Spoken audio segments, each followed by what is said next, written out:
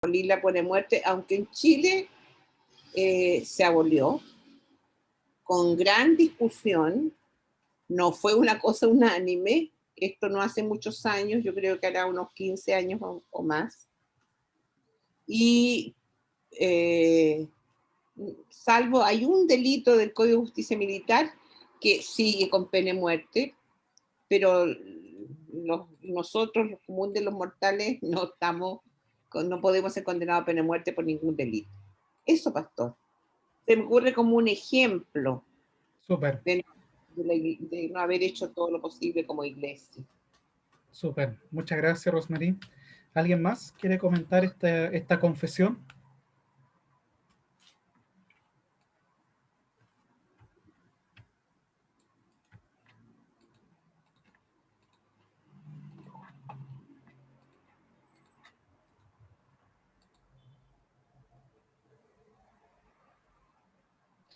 A ver, pastor, no sé si estoy muy fuera de lugar, pero estoy pensando Adelante. también que, por ejemplo, lo que ocurre hoy día en la sociedad en la que vivimos, de repente sentir que alguien es propiedad, que pertenece a otro y porque me pertenece, tengo el derecho y todo por sobre esa persona que puedo hasta cometer femicidio o un asesinato. ¿Cómo, me pregunto yo, llega el ser humano a una condición de poder decidir sobre la vida de otro? Ahora sí mismo, como decía la Rosemary, la pena de muerte.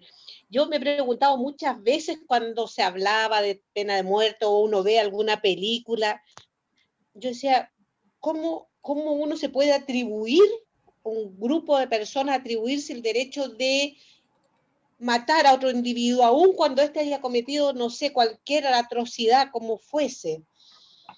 A lo mejor estaba mirando también la segunda afirmación, a lo mejor nos ha dado apatía, decía yo de repente, porque nos hemos quedado como impávidos, porque vemos lo que está pasando y tampoco reaccionamos de repente.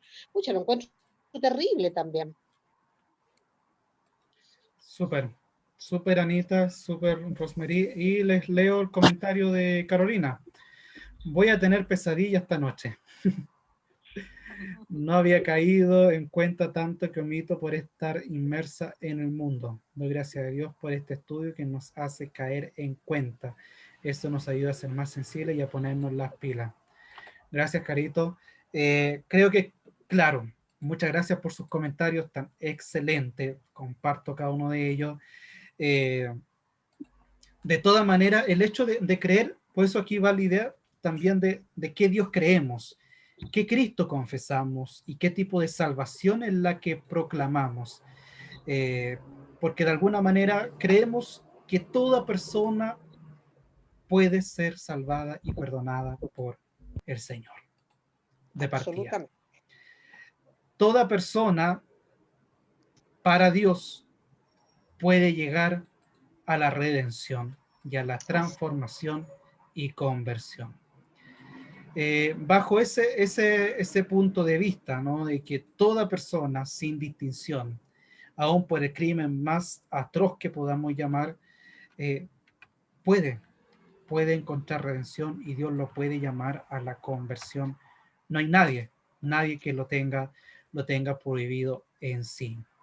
Por supuesto que en materia siempre la pena de muerte ha sido bien discutida, sobre todo cuando se promueven bajo hechos que a todos nos conmocionan, ¿no? O sea, es como decir ante una noticia que todos nosotros podemos sentirnos desgarrados y que por esa empatía emocional decir, bueno, es válida la pena de muerte por este crimen tan terrible que somos testigos.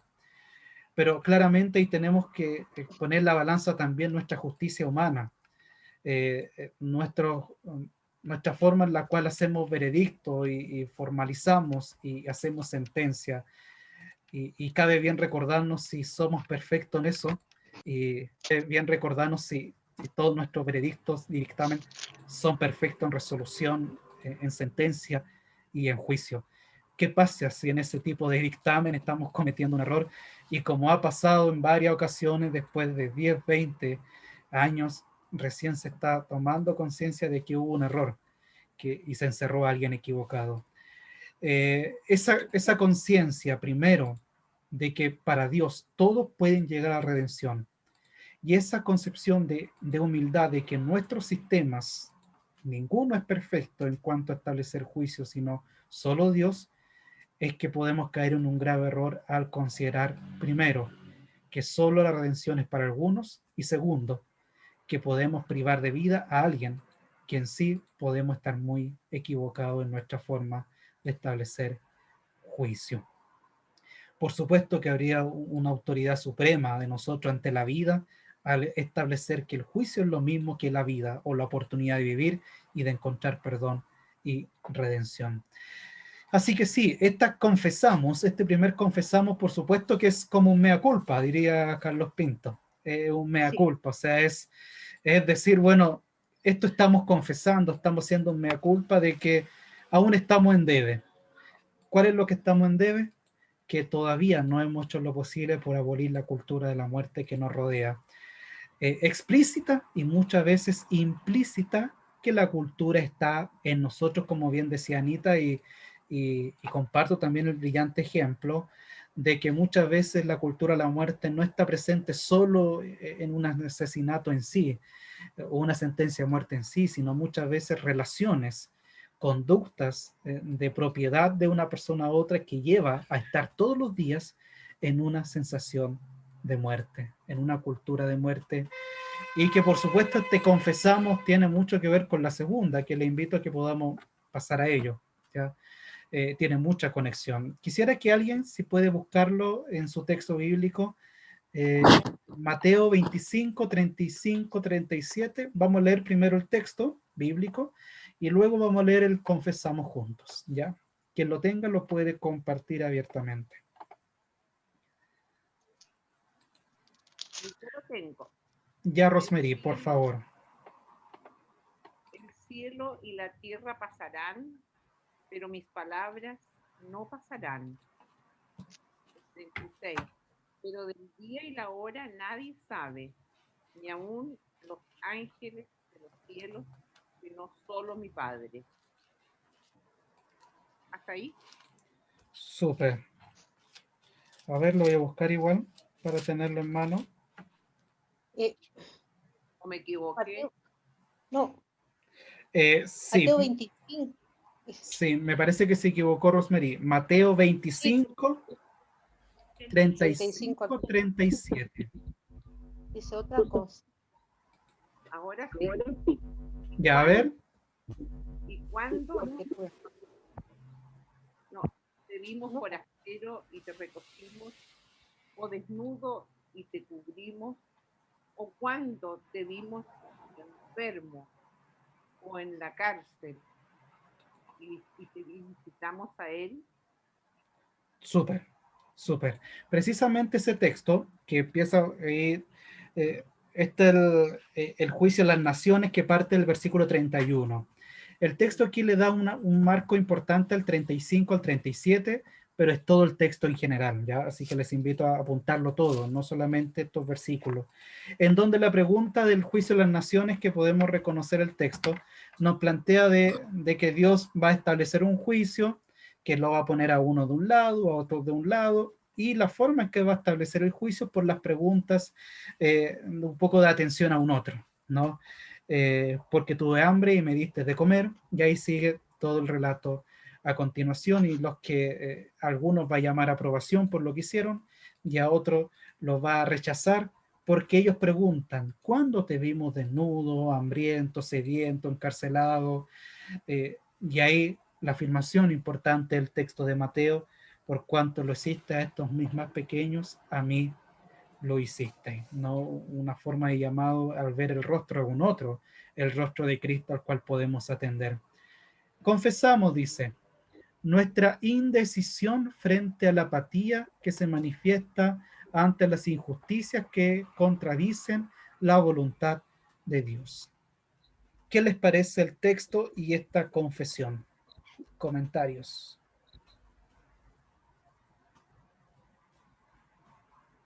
Bueno, pastor, sí, creo que una confesión muy necesaria, porque todos caemos a veces en la apatía. Todos a veces no sabemos lo que pasa porque ya es demasiado. Y realmente a veces cerramos los ojos a la realidad y estamos haciendo lo que el Señor nos pide que hagamos, ¿ya? Y que es el testimonio que podemos dar de ver a Cristo en, en las personas que sufren esas grandes injusticias. Súper. Muchas gracias, hermana Rosmaría. ¿Alguien más quiere comentar el texto, la confesión?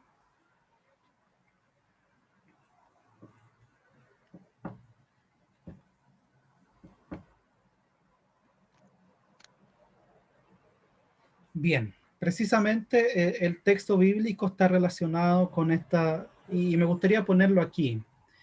Por supuesto, apatía es un término importante en cuanto a no sentir la conexión, el término que contrapone empatía, no sentir la empatía también ante situaciones que vive un otro. Esto, si lo recordamos, lo estuvimos viendo ya en la bienaventuranza. Bienaventurados los misericordiosos, bienaventurados los pacificadores.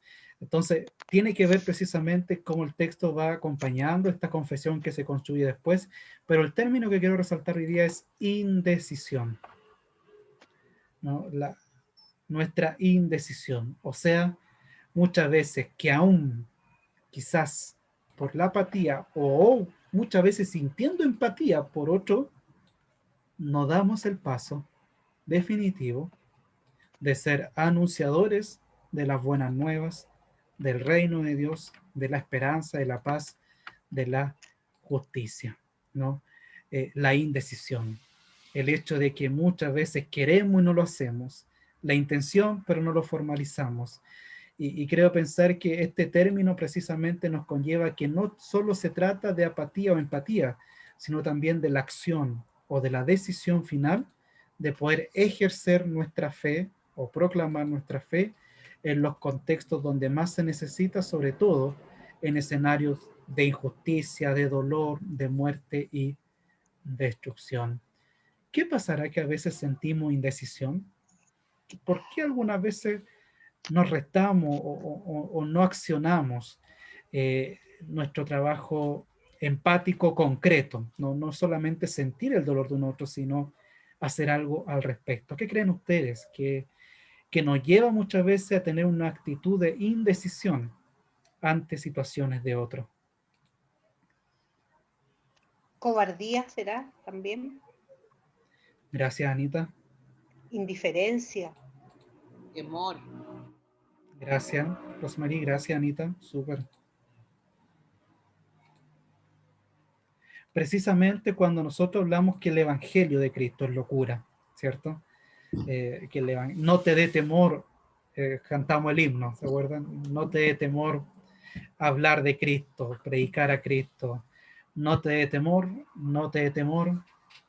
Por lo tanto, creo que precisamente el camino de santidad wesleyana conlleva a que el evangelio es un evangelio de locura y un evangelio que nos lleva a echar fuera todo temor, que muchas veces, como bien ustedes decían, por vergüenza, temor, por indiferencia, dejamos de predicar a Cristo en el aquí y en el ahora, ¿no? Dejamos de predicarlo con nuestras palabras, con nuestras acciones, con nuestros gestos. Por lo tanto, el himno de no te dé temor tiene mucho que ver con esto, no nos dé temor. En escenarios complejos también predicar a Cristo, porque si no, tendremos que nuevamente estar confesando esto todos los días y en cada momento nuestra indecisión ante situaciones que ocurren en nuestro mundo. Veamos la penúltima confesión. ¿Quién puede buscar Isaías 1, del 11 al 17. Leemos el texto primero y luego comentamos la confesión, ¿ya? El texto bíblico, quien lo encuentre lo puede leer y luego leemos la confesión. Dice el texto, ¿para qué me sirve, dice Jehová, la multitud de vuestros sacrificios? Hastiado estoy de holocaustos, de carneros y de cebo de animales gordos. No quiero sangre de bueyes, ni de ovejas, ni de machos cabríos. ¿Quién demanda esto de vuestras manos cuando venís a presentaros delante de mí para hollar mis atrios? No me traigáis más vana ofrenda. El incienso me es abominación, luna nueva y día de reposo. El convocar asamblea no lo puedo sufrir. Son iniquidad vuestras fiestas solemnes. Vuestras lunas nuevas y vuestras fiestas solemnes las tiene aborrecida mi alma. Me son gravosas. Cansado estoy de soportarlas. Cuando extendáis vuestras manos, yo esconderé de vosotros mis ojos. Asimismo, cuando multipliquéis la oración, yo no oiré. Llenas están de sangre vuestras manos. Lavaos y limpiaos. Quitad la iniquidad de vuestras obras de delante de mis ojos. Dejad de hacer lo malo. Aprended a hacer el bien. Buscad el juicio. Restituid al agraviado. Haced justicia al huérfano. Amparad a la viuda. Tremendo texto, tremendo. Gracias, Anita. Y la confesión.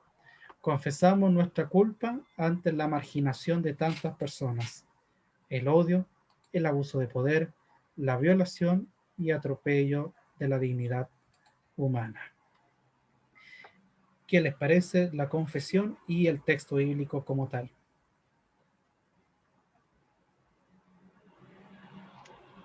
Ambos, diría yo, tremendamente fuertes, nos confrontan con situaciones que nosotros a lo mejor observamos y no de lejos, a veces las observamos más de cerca de lo que creemos.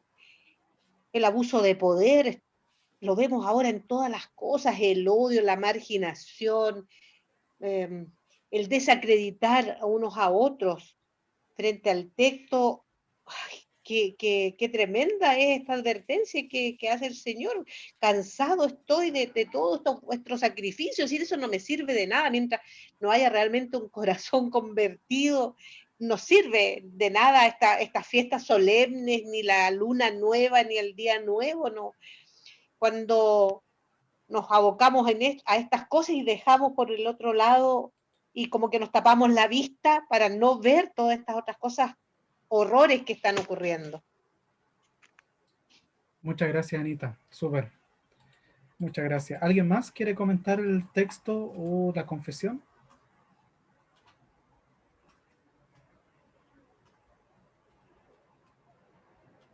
No. Yo también lo siento muy fuerte. La confesión, pero especialmente el texto de Isaías. Creo haber leído ese texto antes o haberlo escuchado, pero hoy día me hace un espacio, me toca muchísimo por la situación que estamos viviendo hoy, aquí. Súper. Muchas gracias, Rosemary. ¿Alguien más?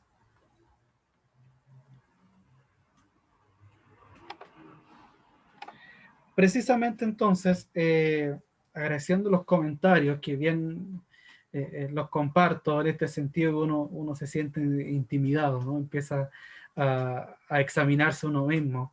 Y relacionando que este era por supuesto, como buena palabra, un profeta, que un profeta era el enemigo muchas veces del rey también, y el profeta en este sentido hace muy bien su rol, que es guiar, orientar, corregir y reorientar también cuando el pueblo no solo el pueblo en su religiosidad o en su acto litúrgico, sino el pueblo en todas sus decisiones sociales, económicas, políticas y aconteceres también, se desviaban del camino que Dios le había presentado. Recordamos que el primer testamento, el Antiguo Testamento, es la religión y la forma de convivencia de Estado, por así decirlo, es lo mismo. No está la separación de que una acción es religiosa y otra acción es política.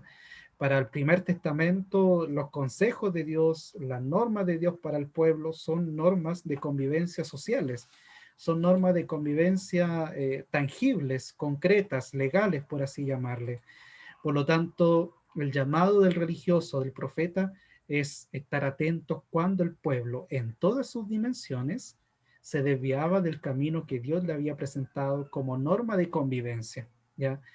Y aquí viene un ataque precisamente que nosotros los cristianos hoy es bueno preguntarnos si hasta qué punto también en comparación con el pueblo de Israel hemos caído también en ciertas ocasiones en mantener nuestra religiosidad litúrgica, nuestros cultos, ceremonias, reuniones, y pareciera ser que formamos nuestra cúpula, decimos aquí vamos a orar, cantar, adorar, y muchas veces el mundo alrededor también se cae a pedazos sin que nosotros pasemos por una oración por ello, o un canto por ello, o una exhortación por ello. Es importante cómo, ¿no?, el texto nos recuerda la importancia de esto, lo que ya veníamos hablando, que el confesar a Dios es un acto personal y de adoración a Dios que repercute en la forma en que convivo con un otro y acepto o rechazo ciertos elementos de convivencia que están dispuestos para el aquí y el ahora. Si precisamente estuviésemos atentos cada día más, podríamos ir contribuyendo en todo momento a enriquecer nuestra forma de convivencia, y que sin darnos cuenta muchas veces permitimos que ciertas condiciones de dignidad humana se vean cada vez más precarias, sin darnos cuenta, o muchas veces por la apatía que vivimos también, ¿no? Se sigue atropellando la dignidad humana y seguimos muchas veces los religiosos cantando, orando y exaltando a Dios, cuando Dios lo que quiere también es que le adoremos, pero en espíritu y en verdad, ¿no? Que en espíritu y en verdad nuestra vida sea la adoración a Dios dentro del acto sublime y solemne litúrgico, como también al terminar cada reunión en nuestra congregación. Así que un llamado de todos los días. Yo creo que son textos que no necesitan mucha interpretación ni comentario, sino solo asimilación y ejercicio, ¿ya? Sigamos con el siguiente, confesamos, que se encuentra el respaldo en el texto de Romanos 8, 20, 22. Quien tenga el texto lo puede leer primero y luego hacemos la confesión.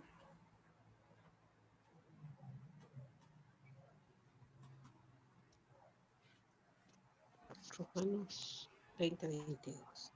Dice, porque la creación fue sujetada a vanidad, no por su propia voluntad, sino por causa del que la sujetó en esperanza, porque también la creación misma será libertada de la esclavitud de corrupción a la libertad gloriosa de los hijos de Dios, porque sabemos que toda la creación gime a uno y a una está con dolores de parto hasta ahora. Gracias, Anita. Y la confesión. Confesamos no ser buenos mayordomos de la creación, ya que el creciente daño ecológico que está destruyendo la naturaleza creada es nuestra responsabilidad como seres conscientes de la voluntad del Creador. ¿Qué les parece la confesión y el texto bíblico que está relacionado con dicho texto?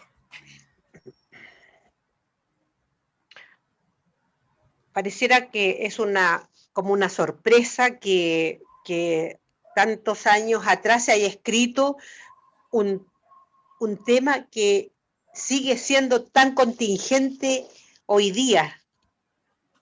¿Cómo hemos hecho daño a esta creación? La palabra también aquí lo menciona. La ecología, cómo se ha ido destruyendo, y entonces no es algo que nos ocurre hoy día, es algo que viene arrastrándose de mucho tiempo atrás, y mientras sigamos en esta mismo en este mismo círculo, dando vueltas sobre nosotros mismos. Pareciera ser que la creación que está sujeta, ¿no es cierto?, a esta voluntad del Señor, sigue siendo dañada, sigue siendo estropeada, maltratada y todo. Es decir, me imagino que cuando se habló de la ecoteología se habrán tocado también estos temas, esta creación que está sufriendo día en día. Y yo creo que está sufriendo así desde años, años atrás. Y hoy día nos toca a nosotros verla con nuestros propios ojos. Tal vez antes también la vieron otros y por algo está escrito aquí.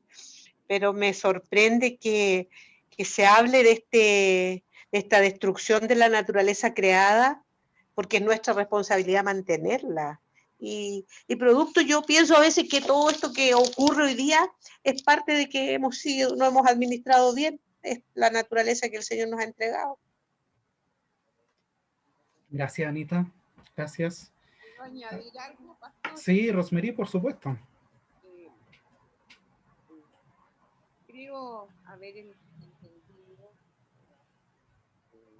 escuchado en este tiempo que en los cursos ya con Ariadne y otros, que la interpretación, o sea, hubo una equivocada por muchos años, una equivocada interpretación bíblica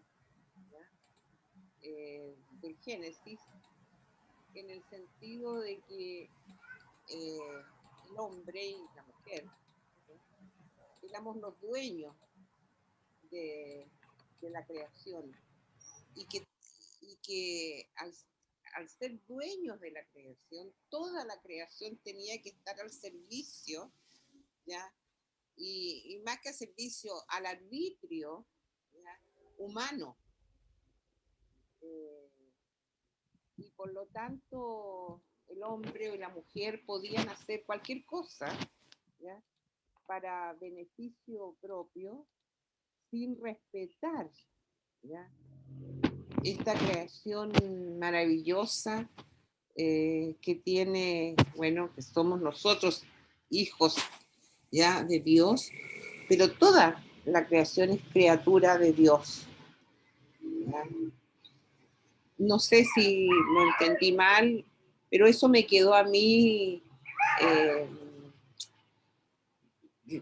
haciéndome mucho ruido, porque efectivamente yo creo que cuando niña, ¿ya?, pensaba así, ¿ya?, que nosotros a lo mejor le dimos un alcance a la palabra mayordomo o administración, que era más que eso, era ser dueño. Era dueño, tener dominio absoluto, ¿ya?, para el hombre y la mujer.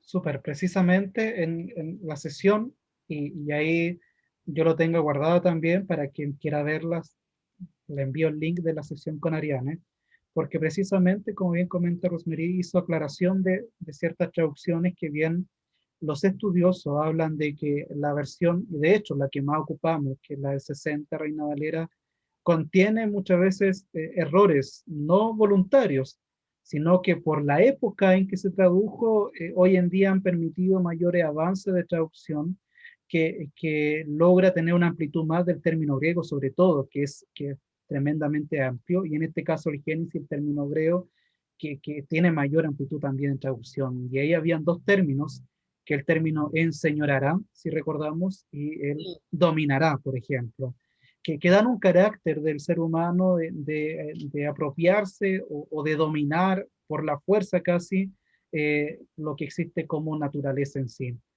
Ella hizo un ejercicio de rescatar el término hebreo, de darle una vuelta nuevamente y enriquecer la mirada de no solo un término en español que el que tenemos ahora, sino con otros más que pueden acompañar más bien el carácter de leer la Biblia, no a partir de una dominación con la naturaleza o de un enseñorearse o de un casi conquistar la tierra, sino más bien de convivir, de de respeto y de más bien de aprovechar de ellos sanamente lo que el ser humano necesita, lo justo y necesario para vivir. Así que quien quiera reforzar esas ideas que ella enseñó, me piden nomás el link y yo se los comparto porque, como bien dice Rosemary, la interpretación contribuye mucho a que nos demos cuenta precisamente que la forma de concebir a Dios, la creación, va a repercutir en la forma en que convivimos con ella, la forma en que hacemos tratados con ella, la forma en que hacemos leyes con la naturaleza y con en nuestro país, ¿no? De qué manera también vamos eh, protegiéndola, cuidándola y poniendo ojo, resguardando nuestra tierra y nuestra naturaleza, muchas veces de esto, ¿no? Del daño que nosotros producimos por la misma banalidad, por apartarnos, enseñorearnos y enriquecernos de la tierra que no fue creada para ello, ¿ya? En realidad aquí también el confesamos tiene mucho que ver con lo religioso, o sea, se esperaría de que el cristiano que atribuye la naturaleza como una creación de Dios, que el creador es el único dueño de su creación y nosotros no, deberían ser entonces los cristianos los primeros en tener ciertas acciones, palabras y gestos en defensa de la tierra, de la naturaleza, de la ecología. Entonces ahí viene una crítica a nosotros mismos como congregación, congregaciones, religiosos, cristianos y todos quienes atribuyen la creación a un autor de la vida, en que si tú crees que hay un autor de vida y que el que hizo la vida la hizo para prevalecer la vida y que ésta continuara, entonces tu forma de confesar tu religión debería ser en cuidar aquello que tú crees es una obra de Dios para todos y todas.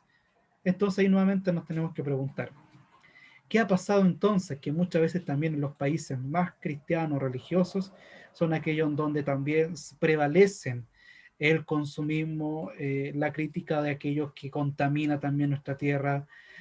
Estados Unidos también siendo uno de los principales junto con China, según nos comentarían, y otros más potencias, denominados religiosos, cristianos, han sido los que más han creado también contaminación, y no dejando fuera nuestro país, ¿no? Que también se plantea cristiano en toda su forma y aún tenemos mucho que hacer en eso. La crítica de la confesión entonces, mis hermanos, va en explorarnos nosotros mismos. Si nosotros decimos tener conciencia de que hay un creador y que él dio la creación y que esta creación no es para enriquecerse de ella, ¿ya? ¿Dónde está precisamente nuestra forma en la cual predicamos a este Cristo y a este Dios creador? Ahí viene el pecado que Wesley habla.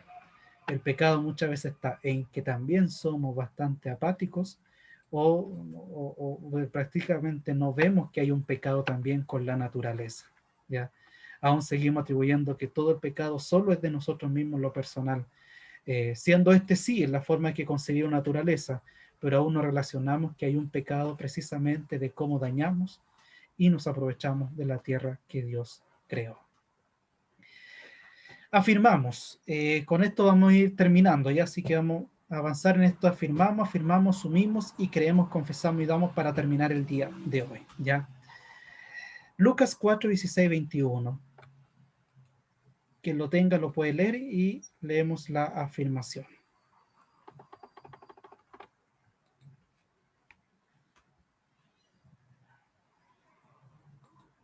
Tengo mala luz.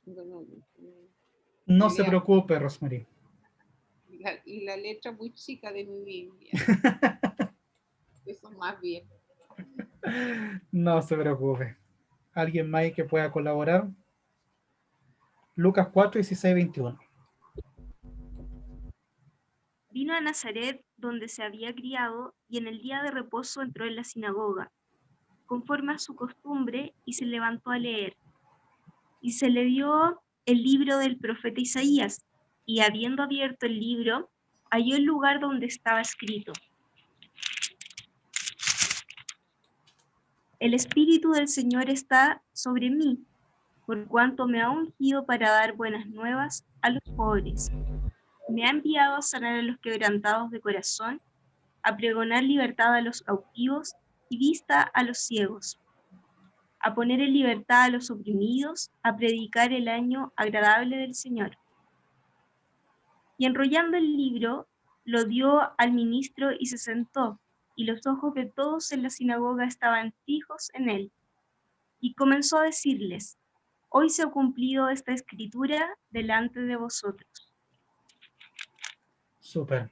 Afirmamos que, puesto que Jesús optó por la redención humana, es nuestro deber vivir para ayudar a librarla de la esclavitud del pecado y de toda influencia que pueda dañar la integridad humana. ¿Qué les parece el texto relacionado con la afirmación en este caso?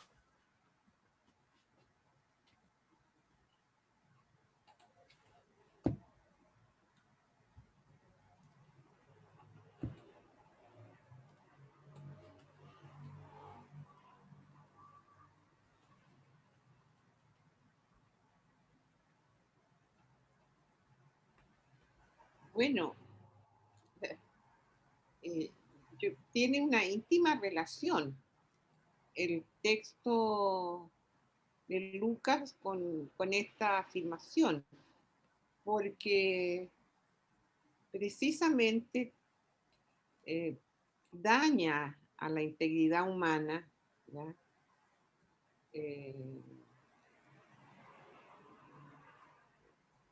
Bueno, lo opuesto, ¿ah? Me ha enviado a sanar a los quebrantados de corazón, ¿ya? A pregonar libertad a los cautivos, vista a los ciegos, o sea, libertad a los oprimidos. Ese es el pecado. Y si no lo hacemos como Cristo quiere, no somos cristianos, no lo somos sus seguidores, no cumplimos, ¿ya?, con lo que decimos que somos.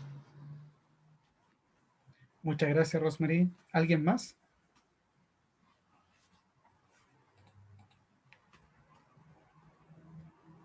Bien, precisamente el texto detalla allí algo comentado de Jesucristo, atribuyéndose la profecía del profeta Isaías como ya cumplida por medio de su trabajo mesiánico.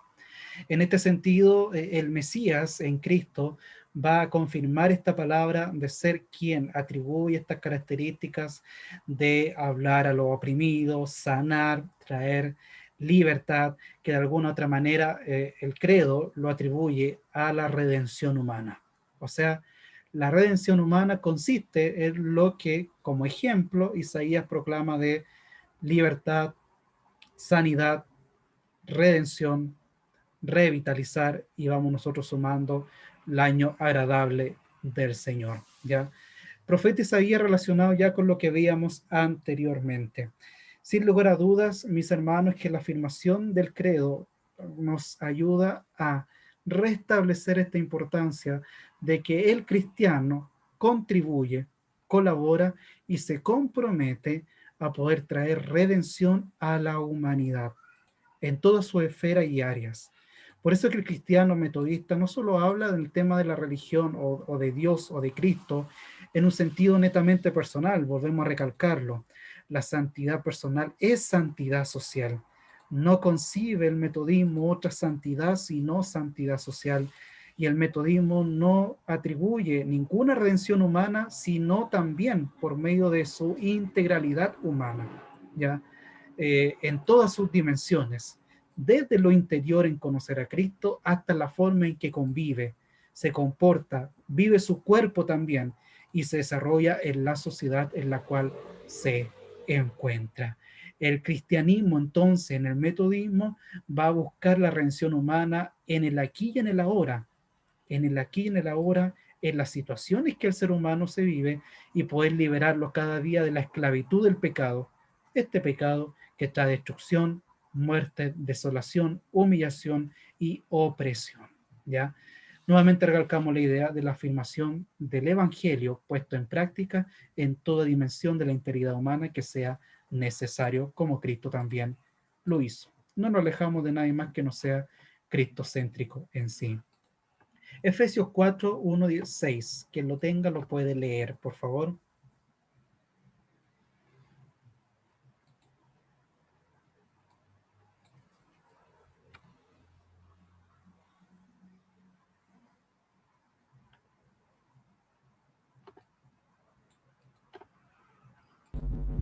Efesios 4, ¿cuánto, pastor? 1, 6. Gracias. Yo pues, preso en el Señor, os ruego que andéis como es digno de vocación con que fuisteis llamados, con toda humildad y mansedumbre, soportándoos con paciencia los unos a los otros en amor, solícitos en guardar la unidad del Espíritu en el vínculo de la paz.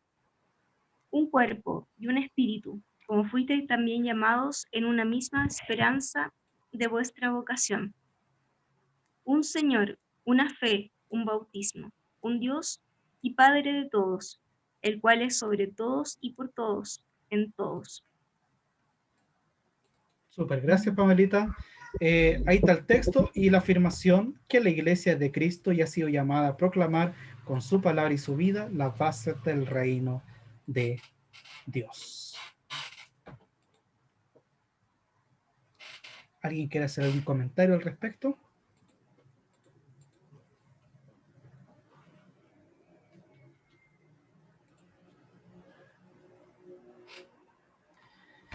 Precisamente el texto de Efesios nos habla de ciertas condiciones, ¿no? Es un ejemplo del carácter del cristiano, de lo que está llamado a ser y convivir. Y en eso la afirmación del credo nos recuerda la función de la iglesia de Cristo en este caso. La iglesia no solamente como persona, sino la iglesia como institución, como congregación, en donde debería practicarse también en la congregación y en la iglesia las cualidades o características del cristiano en el vínculo de la paz, en la paciencia los unos por los otros. Recordamos que hace un tiempo atrás hablamos que la iglesia debe ser el primer escenario en donde ejemplificamos la forma en que el mundo debería vivir, la forma en que el mundo debería convivir. O sea, la iglesia es el primer escenario para poner en práctica nuestra fe de convivir con un otro, de soportarnos los unos a los otros, de mantener el vínculo de la paz, la unidad también en el Espíritu, en un Señor, en un Cristo. Esperando precisamente que a medida en que los cristianos salen de la iglesia, puedan allí también en el mundo proclamar la palabra de vida y del reino de Dios y su justicia. O sea, la iglesia es el primer escenario del reinado de Dios, por así decirlo, en manera práctica, ejemplificadora a los cristianos, y el mundo entero, como Wesley diría, el mundo es mi parroquia, para establecer, o más bien para servir en el reino de Dios y su justicia. Ya. Vamos con el penúltimo, asumimos, Mateo 28, 16, 20, quien lo tenga, lo lee.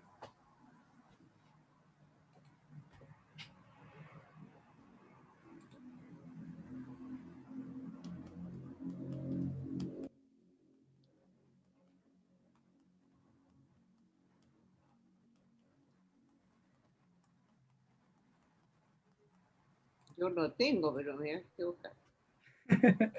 Adelante nomás, no hay problema. Lo vamos siguiendo. Pero los 11 discípulos se fueron a Galilea, al monte donde Jesús les había ordenado. Y cuando le vieron, le adoraron, pero algunos dudaban. Y Jesús se acercó y les habló diciendo: toda potestad me es dada en el cielo y en la tierra. Por tanto, id y haced discípulos a todas las naciones, bautizándoles en el nombre del Padre y del Hijo y del Espíritu Santo, enseñándoles que guarden todas las cosas que os he mandado. Y he aquí, yo estoy con vosotros todos los días hasta el fin del mundo. Amén. Amén. Asumimos, por lo tanto, de que el llamado todo cristiano metodista a la iglesia en totalidad, por lo tanto, como iglesia de Jesucristo, el compromiso permanente de ayudar a salvar lo humano de todo aquello que atente contra la vida. ¿Ya? Asumir esa misión como cristianos, como iglesia de Cristo, el compromiso permanente de ayudar a salvar lo humano de todo aquello que atente contra la vida, tomando en mano el texto de la Gran Comisión, ¿no? La Gran Comisión, en cuanto a la Gran Comisión, es la buena nueva de Cristo, y la buena nueva de Cristo es hablar y enseñar sobre lo que Cristo nos enseñó. Su ministerio, su predicación, sus milagros, sus acciones, sus testimonios, sus defensas, sus luchas, y por sobre todo esta posibilidad de redención de todos y todas. Comentario a esta penúltima afirmación, misión.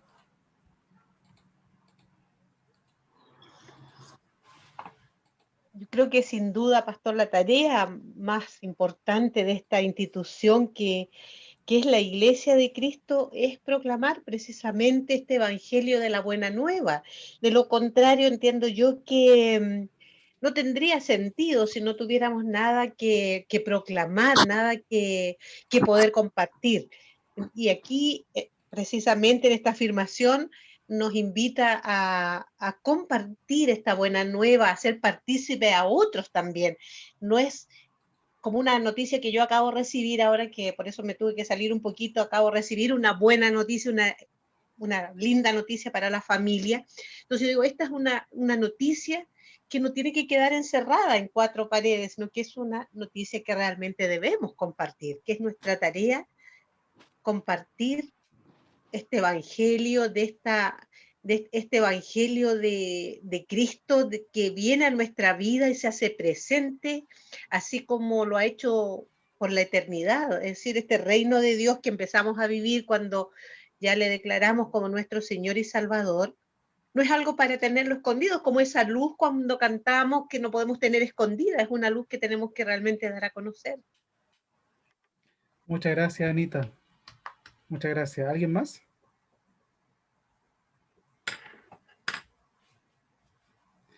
Precisamente, creo que Anita bien decía una frase, que algo hay que decir, ¿no? No nos podemos quedar sin decir nada. Hay que comentar algo, hay que hablar algo, y sobre todo en los tiempos que nos encontramos, tiempo histórico, tiempo debate, tiempo donde hay mucho tema, creo pensar. Hay tema en todo sentido, en todo sector, en todo ámbito, y la iglesia precisamente de Jesucristo tiene el compromiso de decir algo, de anunciar algo, de proclamar algo. Y esa proclamación debe, por supuesto, ser en la persona de Jesucristo. Este Cristo que lo ejercía muy bien desde el profeta Isaías, desde su bautismo y en todo su ministerio, muerte y resurrección. Este Cristo que trae vida, esperanza, luz, paz. Este Cristo que trae vida y vida nueva para todo aquel y aquella que quiera conocerle. Tenemos algo que decir, y cuando nos acaben las palabras tenemos que volver a mirar al Cristo, porque en todos los escenarios que estamos viviendo ahora, mis hermanos, deberíamos decir algo. El Cristo es mutable a toda realidad. El Cristo es adaptable a toda realidad humana, en donde cada escenario de la vida humana, el Cristo tiene algo que decir, el Cristo tiene algo que hacer, el Cristo tiene algo que manifestar. El llamado a nosotros como cristianos es precisamente a reflexionar en eso todos los días. ¿Cuál es nuestra buena nueva hoy en el tiempo que vivimos? Y por último, creemos, confesamos y damos. Juan 16, 7, 11. Con ese texto terminamos y con el último párrafo de nuestros principios teológicos bíblicos del credo metodista. Quien tenga Juan 16, 7, 11 lo puede leer.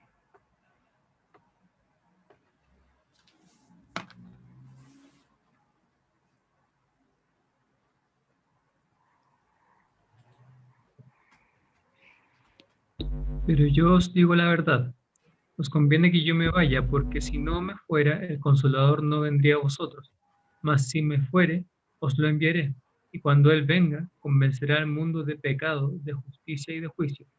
De pecado, por cuanto no creen en mí; de justicia, por cuanto voy al Padre y no me veréis más; y de juicio, por cuanto el príncipe de este mundo ya ha sido juzgado. Super, muchas gracias, Cristian. Creemos, confesamos y damos testimonio vivo que el Espíritu Santo es el Espíritu de Cristo, quien nos fortalece y guía en el accionar como iglesia en el mundo y nos acompaña en el cumplimiento de la misión. Con ese cierra el principio teológico bíblico. ¿Comentario a este último párrafo? Y al texto en sí.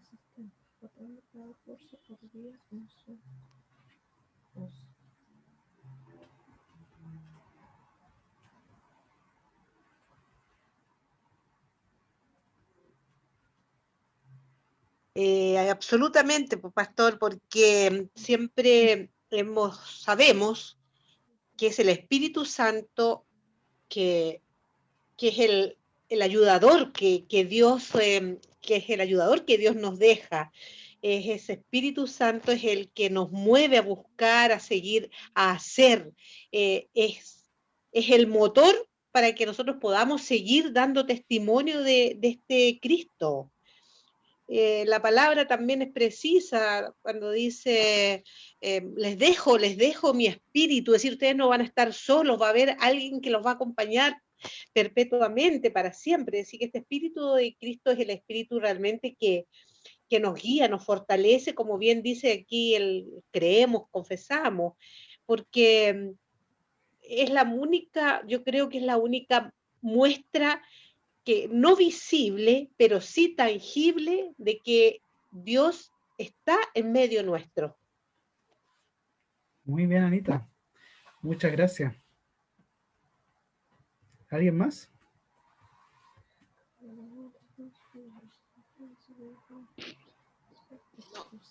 Bien.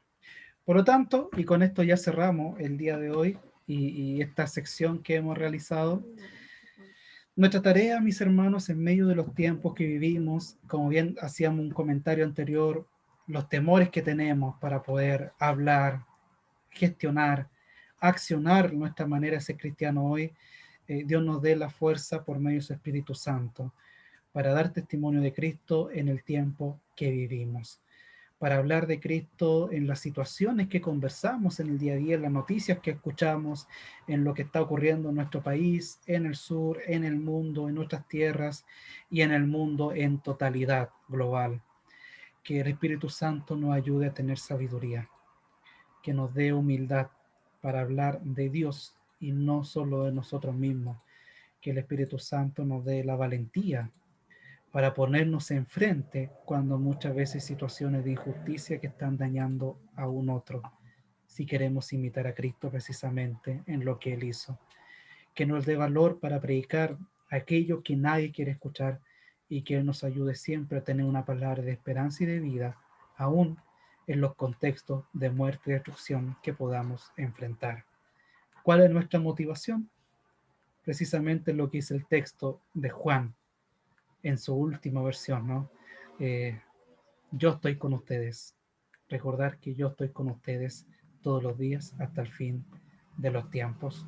Nuestra mejor motivación es que Cristo va con nosotros y el Espíritu de Dios, el Espíritu Santo, caminará también junto a nosotros, guiándonos, inspirándonos y dando lo necesario para vivir nuestra fe en el aquí y en el ahora. Que el Señor nos bendiga, mis hermanos, y no sé si hay alguna duda o comentario último antes de dar cierre a la sesión.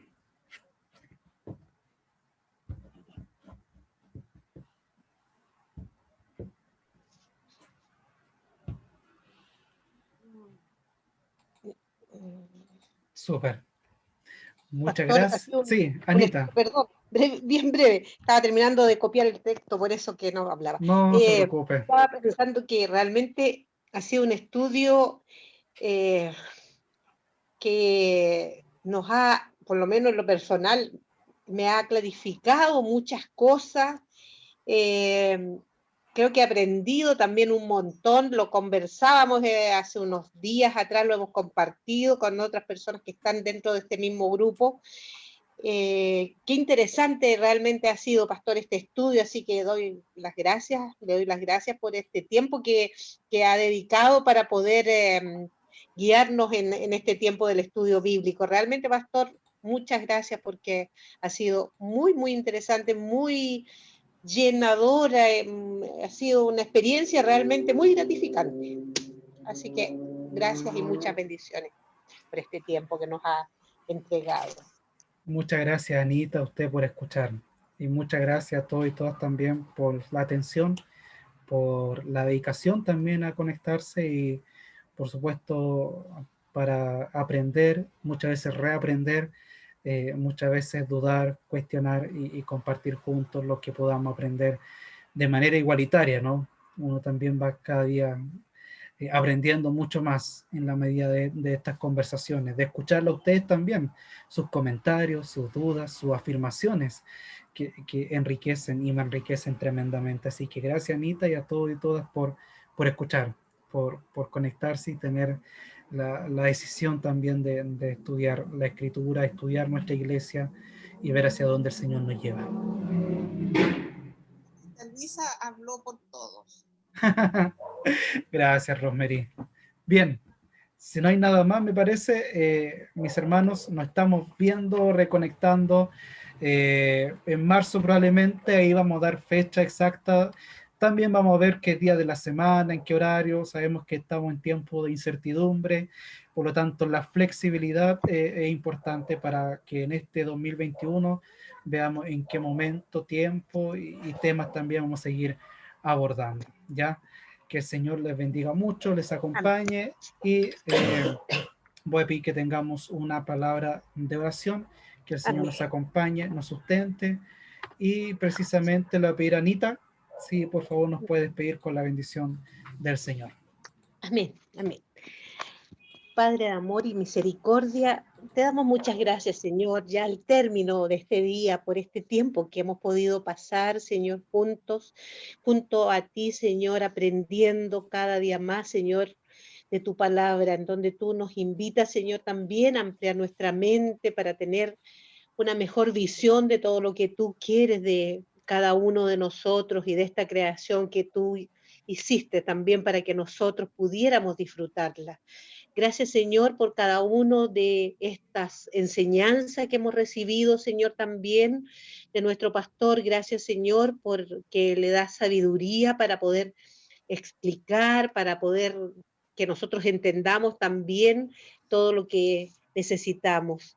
Te damos muchas gracias, Señor, porque este tiempo ha sido tan valioso para cada uno de nosotros y te rogamos, Señor, que tú sigas acompañándonos, sigas bendiciendo nuestras vidas, nuestras familias, bendiga nuestros hogares, Señor, y que sigamos sintiendo, Señor, este anhelo por querer saber y aprender más de ti, de tu palabra. Que sigamos, Señor, con un corazón dispuesto para buscar de tu presencia, que tu Espíritu Santo nos guíe y nos acompañe en todo tiempo y en toda situación. Te damos muchas gracias, Señor, y con ansias esperaremos, Señor, el nuevo tiempo que tú tendrás preparado para cada uno de nosotros, en donde una vez más, Señor, estaremos atentos a lo que tú quieras mostrarnos, a lo que tú quieras enseñarnos. Te pedimos, Padre, en esta hora que tú nos despidas con tu bendición, que viene de ti, Dios Padre, Hijo y Espíritu Santo, ahora y siempre. Amén. Amén. Muchas gracias, Anita. Muchas gracias a todos y todas. Que el Señor les bendiga mucho. Que sea un tiempo de vacaciones donde sea que estemos y en las situaciones que nos encontremos, que igual Dios nos ayude a descansar, a renovar fuerza y comenzar un nuevo año, el 2021, con toda la fuerza y energía, que el Señor nos ayude a seguir aprendiendo. Gracias. Que estén muy bien. Muchas gracias, pastor. Cuídense a ustedes. A ustedes. Chao. Chao, que estén muy bien. Carito, muchos cariños también para ti, que está mandándonos saludos. Igual, saludos, Rosemary dice, amén, y muchas gracias a todos, dice Amén. Carito, gracias. Gracias, nos vemos. Nos vemos, que estén bien. Chao.